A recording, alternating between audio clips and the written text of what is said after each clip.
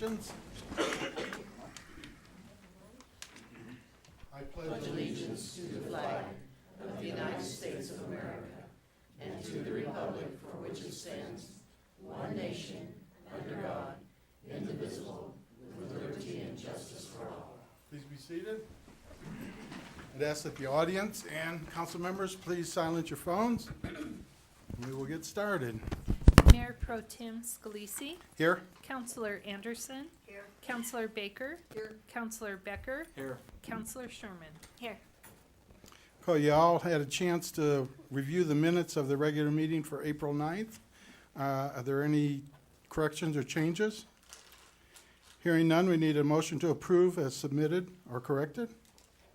I move that we approve the minutes as stated. Okay, second? Second. Okay, all in favor signify by saying aye. Aye. All opposed, same sign. Visitors and delegation. First, we have Chief Anderson. We'll do some presentations. I have Officer Quick and Officer Brown come up. This presentation tonight is to give these officers the Chief's Commendation of Merit Award. And if I may, I'd like to read the incident to you. On the evening of February 15, 2018, Officer Dusty Quick and Officer Leroy Brown responded to a structure fire located in the 400 block of Cameron Street. It was noted the structure fire was active with large amounts of smoke billowing from the apartment complex. Officers immediately began checking the apartment to determine if there were any occupants. Both officers went to separate apartments. A concerned citizen advised them there was still a resident inside one of the apartments. Officer Brown looked inside the window and observed an individual lying on the floor. Because the apartment was inaccessible, Officer Quick broke out a window, at which time he was overcome by smoke. Officer Brown then kicked in the door. Officer Quick immediately crawled into the apartment and started pulling the individual to safety. Officer Brown reached in to assist in the rescue as flames of smoke billowed throughout the apartment. Once the individuals moved to safety, both officers attempted life-saving efforts on the individual until medical personnel could respond. The actions of Officer Quick and Officer Brown on the evening of February 15, 2018 exemplify the dedication of the employees of the Brush Police Department and our commitment to this community. Both officers sacrificed their immediate safety by going into smoke and flames in an effort to save their fellow man, notably exposing themselves to serious injury or death. Therefore, it is my extreme honor and privilege to present you with the Chief's Commendation of Merit Award. This award signifies outstanding community service, which was definitely portrayed by you both on February 15th. On behalf of the Brush Police Department, the citizens of Brush, and the state of Colorado, we thank you immensely for your dedication and unwavering self-sacrifice to this community's safety.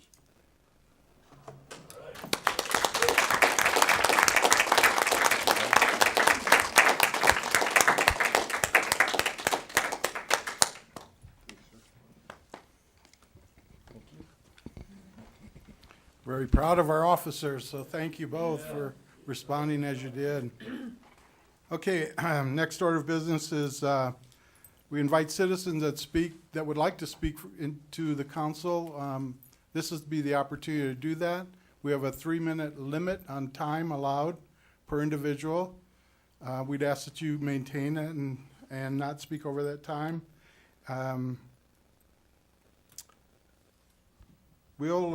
Is there anybody who would like to speak to council in regards to something that's not on the agenda? Hearing none, we'll move on to management. We will be having a public hearing, petition filed by Cellular Inc. Network Corporation doing business as Verizon Wireless, requesting a special use permit for an 80-foot cell tower near the northwest corner of the Brush Cemetery. This time I'll turn it over to Karen.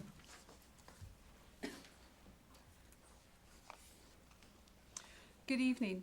Approximately a year ago, City Council heard a similar request at another location, and that was at Pioneer Park. And at the conclusion of that hearing, Council chose not to approve that request at that time. So the applicant has taken upon themselves to go and do some additional due diligence and explore other possible sites in the Brush area that would take care of their coverage needs. And so from that exploration of alternative sites, you have this application in front of you this evening. Consistent with the requirements in the Land Use Code, this hearing was noticed in the Brush News Tribune on April 4th, and then the required notice to adjacent property owners was done in the appropriate time. So in front of you this evening is a request for an 80-foot monopole type cell tower plus a 5-foot lightning rod that would include 12 panel antennas, about 8 foot in size, 12 remote radio heads, and 2 OBPs, which are surge protectors. The monopole structure does not require guy wires since all cables are located inside the monopole. And additional equipment includes 2 equipment cabinets to be located on an elevated platform within a 36 by 25 foot area. And this would be along with a 30 kilowatt generator, all of which will be surrounded by a 6-foot chain link fence. This is proposed to go within the Brush Memorial Cemetery, north of the columbarium. So this is on the north side of Mill Street. And then there are several trees in the immediate area of the proposed site that will help make the ground equipment less obvious. Within your application, you have a couple different photo simulations. One shows what a visual would look like if it was just a plain monopole type structure. And then there's an alternative simulation that shows what it would look like if it was disguised to look like a pine tree. And then also included in your packet are some diagrams that depict how cellular coverage would be improved. And this facility would operate 24 hours a day, 7 days per week. There's really no noise or adverse impacts associated with this type of a use, so it's hopefully a pretty low impact or low footprint type facility. So in and around this area, the subject property is zoned residential low density. There's a variety of zoning districts around it. To the north is some property that's outside the city limits, and that's where an irrigated farm ground or sprinkler pivot is. Off to the east, you have some residential, wait a minute. To the south, actually, you have a combination of residential medium-high density that's developed with duplexes and single-family homes, and then some other land that's commercial, and that's where Ackley Building Supply and Athena CrossFit are located. There's another property to the southwest that's not inside city limits that has a shop and a mobile home on it. And then as you head towards the west of the proposed tower site, there's a vacant parcel zoned for residential medium-high density that at some point will likely have additional dwellings on it. And then northwest is the Brush Village development that was put together as a planned unit development. And so that area consists of duplexes that are in close proximity to one another. Within the city, we looked at the comprehensive plan in terms of what is potentially available for guidance, and it does not have any specific policies that address telecommunications, but there are a couple of goals and policies that we might consider relevant. The first would be to encourage utilizing available land within the city limits before expanding city boundaries. The second one is to support redevelopment within the existing city limits. And then the third item would be to provide public improvements that are designed and installed to deliver required service in a timely manner. To date, I have not received any written comments in my office with regard to this application. I did have a conversation with one of the property owners on Daniel Street, on the south side of Mill Street there, and they had some concerns about the visual impact of the cell tower, but seemed pretty comfortable with the monopine concept, with the disguised pole. Then thought that would be okay in terms of needing to provide the service and getting that infrastructure in a low impact way. So when we look at the special use permit, there's a couple of criteria that council needs to consider. The first is compatibility, the second would be conformance with the comp plan, and the third is the applicant's history of zoning compliance within the city. So in your report, we addressed that it appears that this particular type of facility would not have any adverse impacts in the surrounding area. And then there's also a list of additional criteria specific for cell towers. And in red type in your application, it gives the applicant's response to each of those criteria. And they're demonstrating that they are actively able to comply with those requirements, that the requirements have met, or a way in which they would address that. So they have, in staff's opinion, adequately covered all of those criteria. The comp plan we already talked about, and then as far as compliance history, To date, they have made a good faith effort to comply with all city, state, and federal regulations. And then additionally, there's no history of zoning violations within the city. So the conclusion of this is that should council find that the proposal has met all of met the review criteria, staff is recommending you grant the special use permit for an 80-foot monopine commercial mobile radio system or cell tower at 1401 Mill Street with the following conditions. The first is the applicant must have a signed lease for use of the land prior to beginning construction. 2, in the event that construction of the facility is not completed within 12 months of the issuance of the special use permit, the approvals granted in this permit will be deemed repealed, and this matter does not need to reappear before City Council for such repeal to be effective. 3, a copy of the final FAA determination must be submitted to the city before a building permit would be issued. 4, the maximum allowed height of the tower is 80 foot, excluding the lightning rod. 5, construction plans must be prepared by a Colorado licensed engineer and must demonstrate compliance with the state minimum standards for this type of a structure. 6, any equipment building must be painted a neutral color approved by the city, which then blends with the surrounding area. 7, signage is limited to a 4 square foot sign attached to either the fence or the ground equipment. 8, if the security fence will be locked, a Knox box for emergency access must be installed on site as required by the fire department. 9, notice of the sale or change in the operations company must be provided to the city. And then finally, 10, CMRS facilities which are abandoned by disconnection of power service, equipment removal, or loss of lease for greater than 6 months shall be removed by the facility owner within 30 days of the expiration of such time limit. So, questions? Karen, I had one question. Sure. The fence that goes around the equipment room, is there a style or type of fence that's, Chain link It's is all what they're chain link? proposing. okay. Just one discussion I had with the cemetery director, I think it was this morning, was, what type of fence it would be, and is there a possibility of, like a cedar fence, maybe that would fit the area better, being right next to the cemetery. And so, what I said at the time is we'll see if there's a possibility for us to be able to choose the type of fencing, and that way he can pick out what would go best there by the cemetery. The applicant probably can best respond to that particular inquiry. Well, thank you, Karen. I don't think, are there any other questions? One more question. The other question was, with these towers, you nowadays see some towers where they put like Viero cameras and things like that on them. And so the cemetery director asked, is there any possibility of putting a weather station on something like that? I would direct that question to the applicant as well. I'm not sure what the feasibility is, especially given the camouflage that they're wanting to do on this particular tower. Okay, thank you, Karen. Yep. Okay, we'll ask the applicant, Mr. Perlman, if you'd like to come up and comment.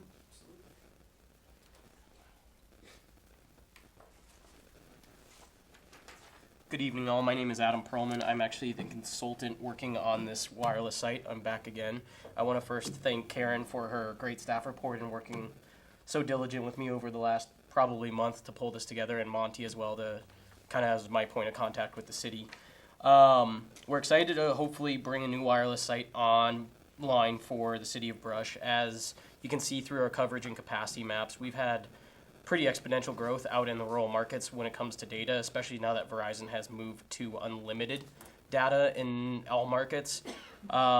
Right, wrong, or otherwise, people are more and more dependent on their cell phones, not only for personal use, but emergencies and any sort of anything you can think of at this point. So we're having some capacity issues within Brush. This site is actually, part of Brush is actually getting coverage from a site all the way out in Fort Morgan.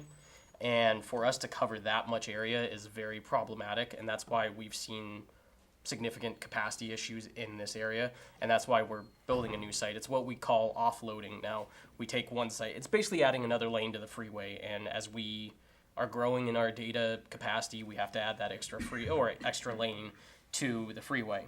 When we met with Monty, God, what was it, maybe 2 years ago. Yeah, 2 years ago, we have investigated the Pioneer Park.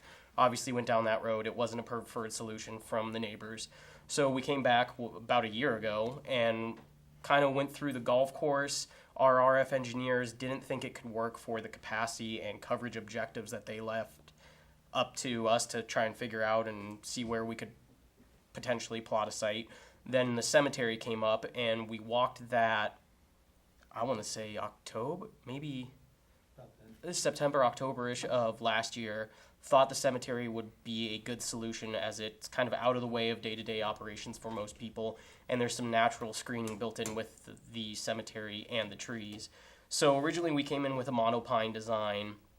I know talking to Monty and Karen that one of the questions was, would it look better to just do a straight monopole? So that's why I prepared 2 photo simulations, and one of the things that I've brought today is actually a sample board of a monopine that I actually that will be built sometime this year, but it will be very similar to what we would propose here. It's what we actually call the beetle kill monopine now. As you can see, it kind of has varying colors of needles and everything like that. And then the trunk of the tree, or the actual monopole, is enclosed in or encased in this textured bark. So it does look much more realistic. I know some of the things that have come out about monopines is they always point to there's one on Monument Hill that looks just terrible. But it's about 20 years old, and now these have come a long, long way, and we can do varying branch densities, the lengths, so we can make it look a little more realistic. And I think it'll fit a little bit better, especially now that you guys get to see kind of a real-life sample. It may not look exactly like this. The tower has not been sent out for bid yet to a manufacturer, but we can always provide some samples before we can get one of these boards from the tower manufacturer before we go in for building permits, so you guys can all see it. And if there's some minute changes or branch density that needs to happen, we can always work within that. And I think they've come a long way. They're definitely a lot better, and there's that for everyone if anyone wants to see. Regarding your question, Monty, about the fence, whatever you guys want to see, we'll do. Whether it's a cedar fence, a CMU fence, whatever you guys want, it makes you guys happy, we'll do. It's not too much of a cost for us. And the weather station, I'll ask Verizon. I don't know logistically how it will work with the branches, but I can ask. And we've done some stuff with jurisdictions where we allow them to co-locate any radio equipment or anything like that, and that will be open to the city of Brush. If you guys have some radio equipment, whether it's for your police or fire department, we always let them co-locate on our stuff for free. No worries about that. I have a question in regards to the type of tree. Yep. Or proposed tree. Will that color match what we have out there currently with the pine trees and such? So the reason why we don't do a 100% green tree now is in the winter it's the only green tree. So with the varying branch colors, it seems to blend in a little bit better. I think there's a couple, probably 30 or 40 feet pines on there about. So I think it'll blend in pretty well, but the varying color is really what breaks it up, because the bright green is sometimes what really sticks out. Okay. We just don't want that to stick out. No, I think that's why the varying colors actually work better, Okay. because you see, I can even bring it up a little closer for you guys. So as you can see, there's kind of bright greens, some kind of darker greens, lighter greens. It does look a lot better than they used to. The question that I was asking, or I'd mentioned Adam, was that, maybe we need to visit with council. Do you guys even want the tree look, or is it better to go with a I standard like the pole? tree look. I think the tree look would be better than the tower look. And that's why when Monty asked, I just thought it would be best to present both options. You guys can see how you wanted to go, and either design is just fine by Verizon standards. What's the life expectancy of those branches and needles? The wind out here is pretty hard sometimes, and then also pretty intense summers, and so do they fade quite a bit over time, or? That's a good question. I'd have to ask our architects. I can definitely get you an answer, but it would be Verizon's asset. So let's say if a branch falls off, Verizon will come out and replace them to maintain not only your happiness as potentially our landlord, but as zoning jurisdiction as well. And we usually Verizon typically visits the site about once a month right now at this point, and that's just purely on maintenance standpoint. If there's emergency, obviously they come that day or that hour if they can. And it's noted in the system that, hey, branch 12 fell off, please come replace it. So we maintain them very regularly. Sorry. I was just wondering about if 10 years, all that green is like a yellow brown or something. And if it needs to be replaced after 10 years, Well, we'll do it. We know that at some point we'll probably come back because technology is ever evolving. We'll have to come submit to Karen for a new upgrade, whether it's changing out antennas or something like that. And at that point, Karen's going to say, hey, your monopine looks terrible. Go replace it or replace your branches or anything. And we'll say, okay, didn't know it looked that bad. We'll go ahead and replace it. So it's on an as-needed basis. We want to make sure it's maintained to the standards that it was approved. Council have any other questions? Hearing none? Thank you. Mr. Thank you all. Perlman. At this time, we'll get any public comments. Anybody like to make any comments to make them to this body up here about the proposed tower? You may do so at this time. Hearing none, we will go ahead and close the public hearing at this point if there are no other comments. And I would call on council to either make a motion for or against the tower. I move we accept the petition for SUP for an 80-foot cell tower near the northwest corner of the Brush Cemetery with the 10 conditions. Do we have a second? Second. Okay. All in favor? Oh, this would be a roll call vote, please. Mayor Pro Tem Scalisi, Yes. Councilor Anderson, Yes. Councilor Baker, Yes. Councilor Becker, Yes. Councilor Sherman. Yes. Okay, the next order of business is the proclamation 2018-2 affirming April 26th as Arbor Day in Brush, Colorado.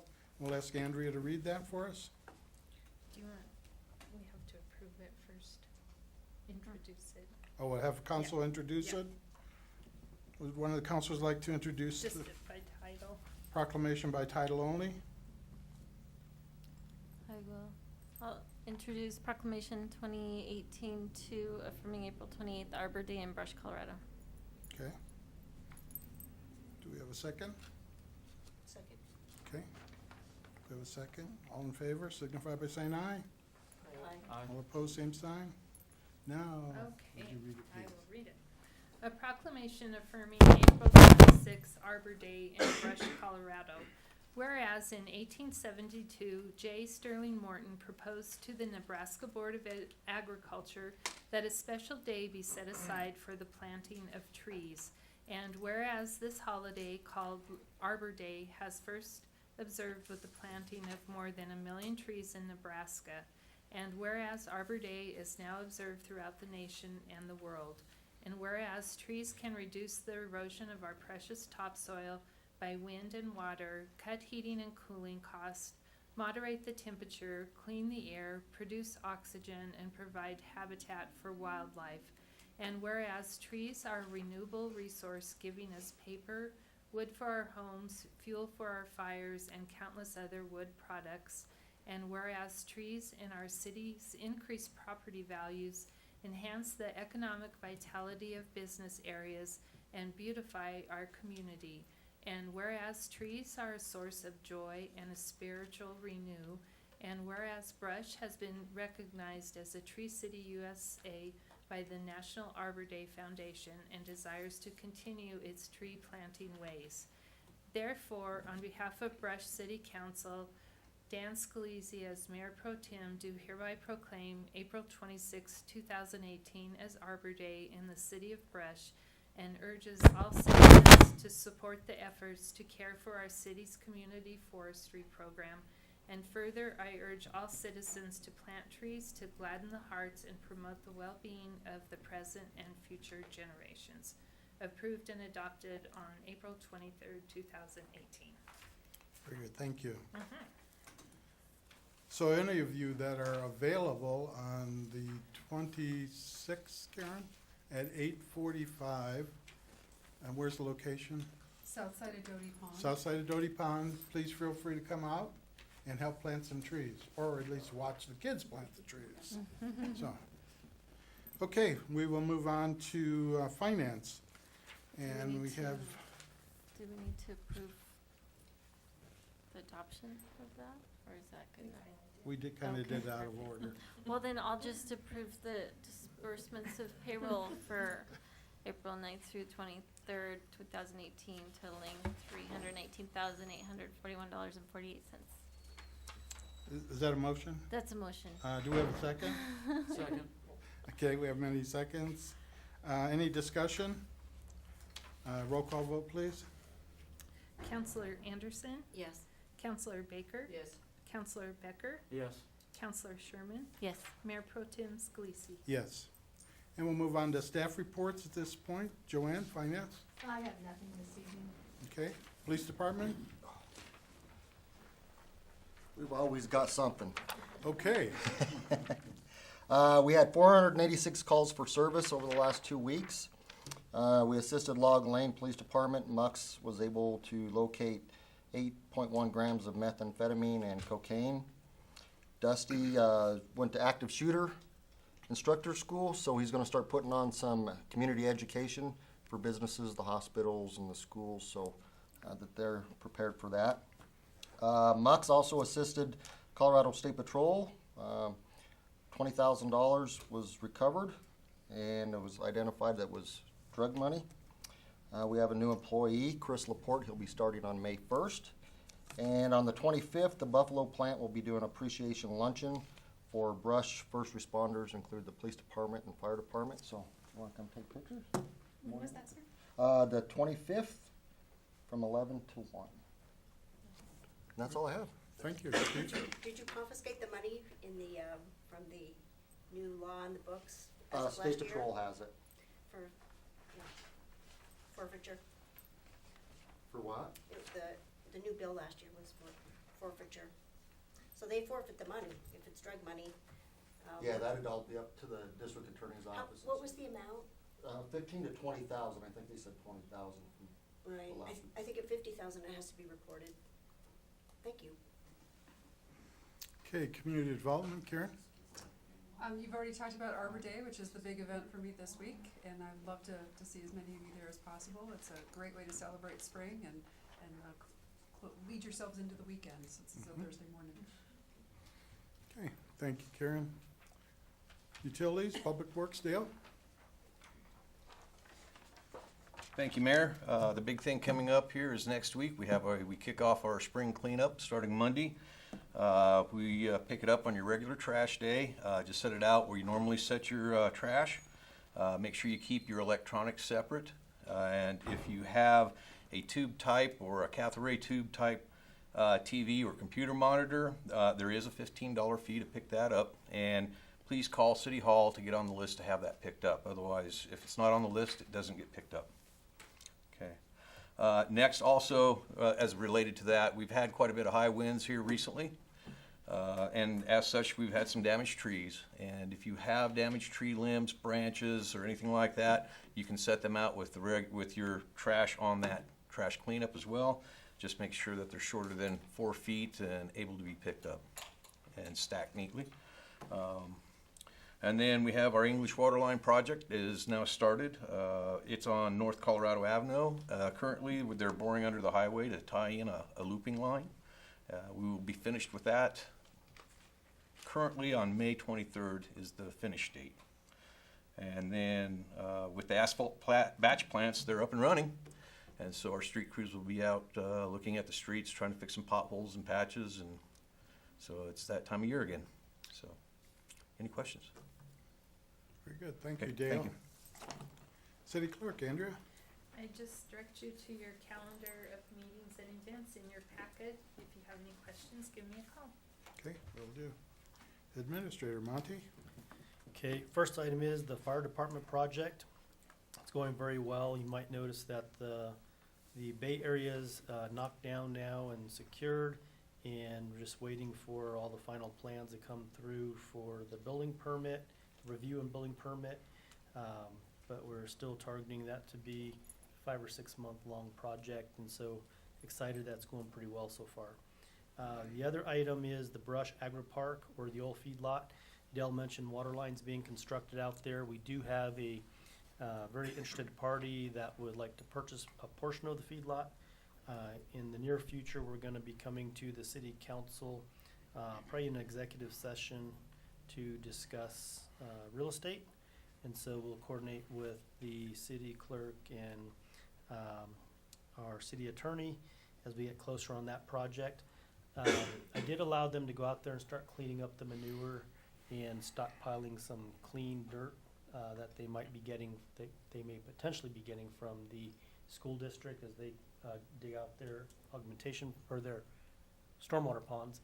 And so you might see some dirt moving out there, the feedlot. Don't get concerned, we're just slowly starting to prepare it. Golf course parking lot is very close to being complete.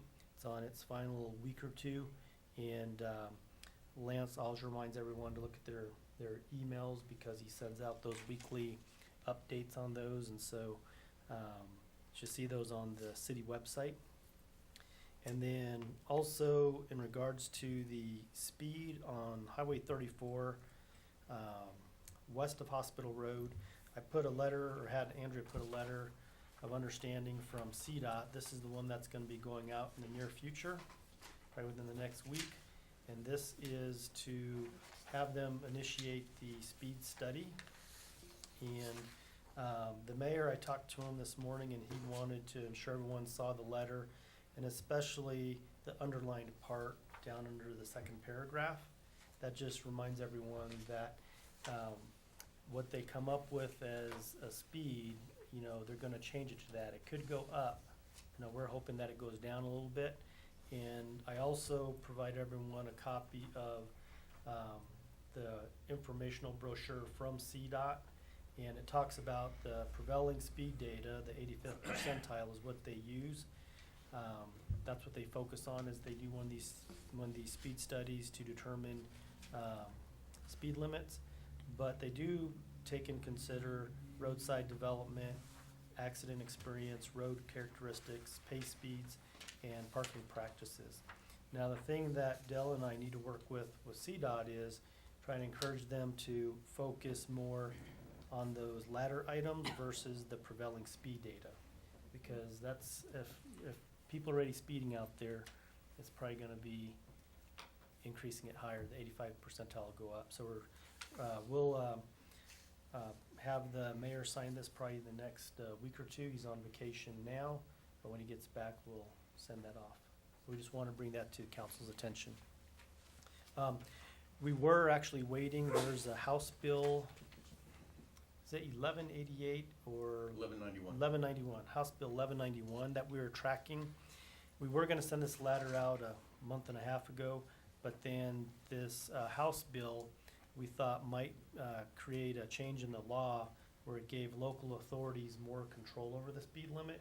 But I talked to a CML, our liaison, and he indicated to me today that this House Bill 1191 is not gonna help us at this point.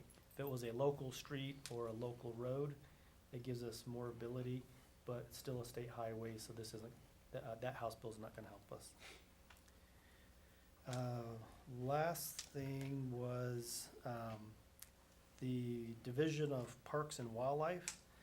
They are starting to gear up for putting their modular offices out at the feedlot, and they're beginning to work with Karen on that, and so there'll be a review, and then they're hoping in the next few weeks to start getting those modulars out there for their temporary office location.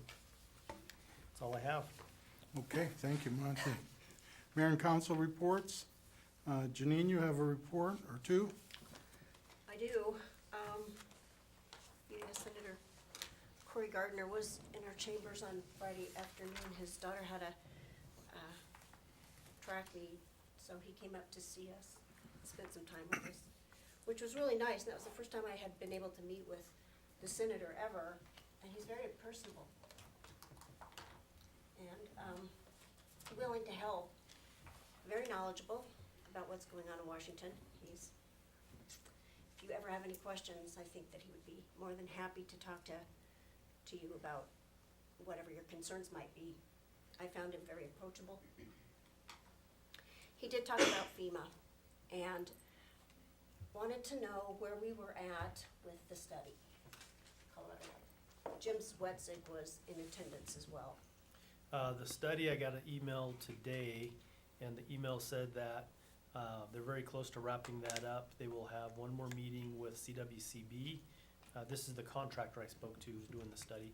CWCB is the funding entity, and so that email came in today that they're very close to wrapping it up, and they will be coordinating with CWCB for a meeting with them just to ensure that they are hitting all the different things that they had in the contract for what they needed to study. And then they will be coming to Brush. And one thing I'm gonna be requesting this week is that when they have the meeting with CWCB, encourage them to have it here in Brush so that city staff has the ability to understand what they're doing. And there could be some information that we might need that CWCB's not tracking, so we'd like to see, before they finalize the documents, chance to review those. He was asking where we were, because when the recommendations are ready to go to the Army Corps of Engineers, that he felt that he could be helpful. And this is kind of funny. He said that he had previous knowledge, as his office has received calls from a citizen. And so he was aware, and he's very willing to help. So it was a good meeting because Jim was there, I was there, so, and Corey. And we talked about the relevance of, you know, how he could help us when this goes to the Army Corps of Engineers. He talked about, he had a full agenda, and he was only here for an hour. But Dana was there, Dan was there, Marlene was there, and I just wanted to talk about the FEMA, but if you guys wanna also talk about anything else that he had to say, because he went, I mean, he is extremely well-versed. So, went into a lot of detail in a short amount of time. So, I'll let you guys, but I wanna talk about a couple more things before I hand it over. If we could increase, Chief, the patrols on the south side. I had another theft a couple days ago. And I don't think my car is gonna get any better. I've washed it and waxed it and washed it, buffed it.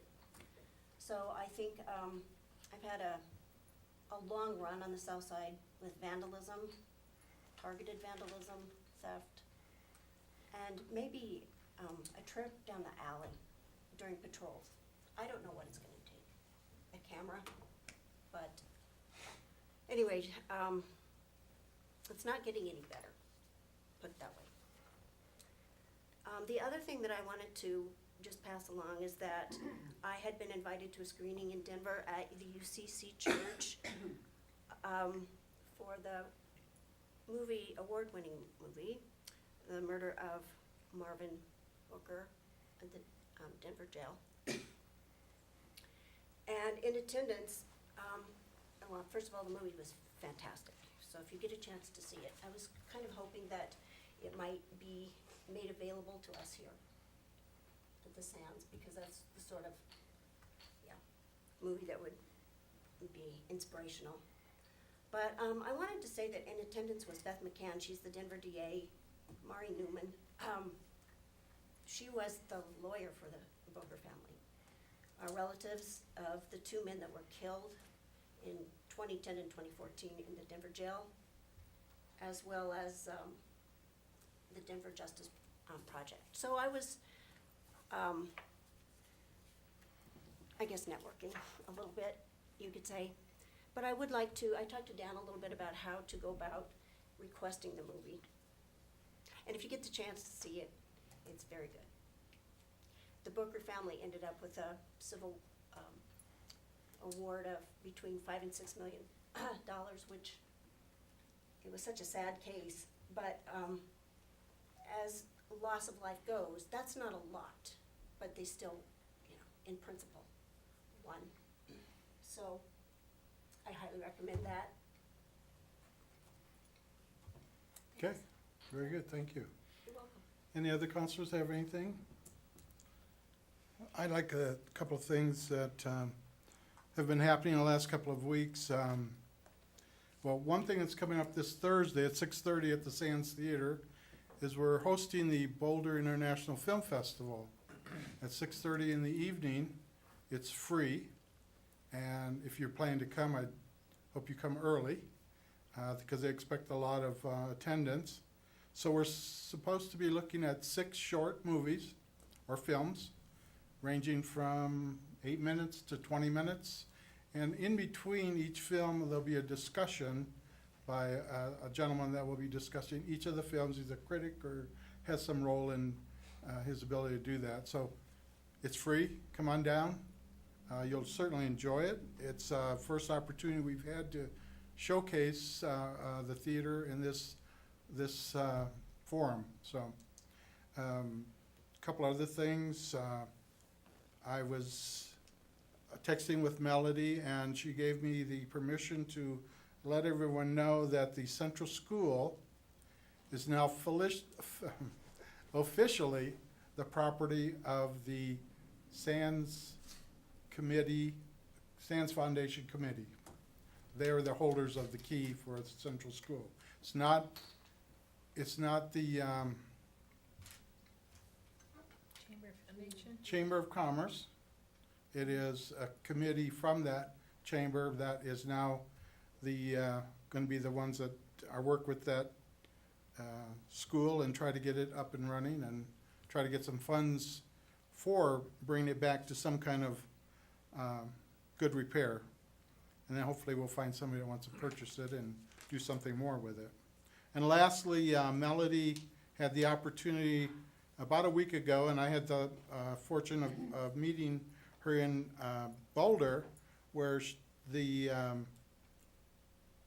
received a small town award for the People's Market, which Dana's been involved in, I've been involved in over the last couple of years. So it was a governor's award for small towns, and it was a very nice award, and it just shows that the progress that can be done when you put some people together that are interested in making Brush a better community. So we're going to be having the People's Market again this year, starting, I believe, August 9th, 8th, 9th, 10th. Right around there. It's the Wednesday. First week of August. Yeah. So, and we'll go up until We got October, 10 weeks. September, October. So October. there's more information coming out about that. So just wanted to let you know that we are being noticed by those out there that have the opportunity to visit Brush and know what we're doing for the community. So stay tuned. Anybody else? The Denver, I'm sorry, Thursday, the 26th, 6:30. Thursday, okay. Yes. Thank you. Okay. And the committee is it the foundation committee? The Chamber Foundation Committee? Yes. Okay, thank you. Mr. Mayor, did they get title to the property, or have they just been No, they're given the titled. responsibility to work on it? No, it's titled.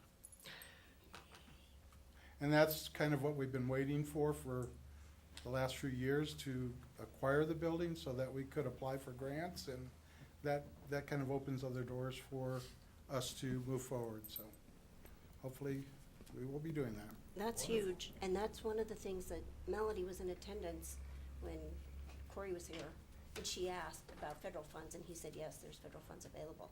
So now, that's really huge, because now that the title is in the foundation's hands, we can go ahead with, I mean, you really, you as the foundation can go ahead with grants, proposals. And that is the plan. So if there is nothing else, I would ask for a motion to adjourn. So moved. Okay, we are adjourned. We'll be